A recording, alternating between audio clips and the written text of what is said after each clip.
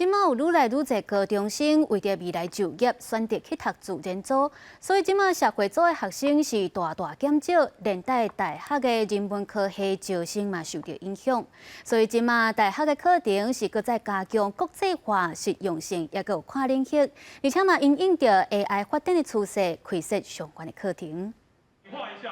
当你讲轻人文的社会风气原在，这几年高中是流传读社会组的，会去互同学笑讲是失败者。我们是有听小孩子说，就是读文组会被笑。当然，我们都会尽量辅导小孩子啦。我们现在26个班，只剩3个班的社会组，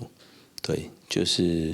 萎缩当中啦。社会组的学生咧减少是事实，专家就讲主要的原因是未来出路甲薪水的问题。大学都要找出对策，让学生所学的会当符合社会需求。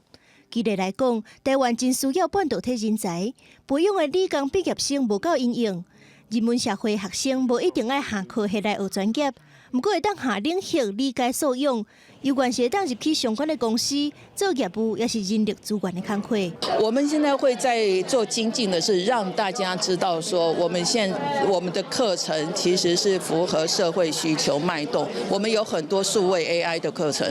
可是这一部分其实是也许高中端的学生不太了解。升学辅导专家指出，台大、政大、台师大、成大、东吴、辅大，这寡人文社会科学、甲外语科系真完整的大学，课程真国际化，实用性高，佮有下领域的优势。文组的高中生特别介意，也若是教育部推动数位人才、创新人才培育计划，过去2年16间学校的团队开206门课，大约有7800人次的学生来上课，希望是当帮助学生有应用时代转变能力。公司新闻综合报道。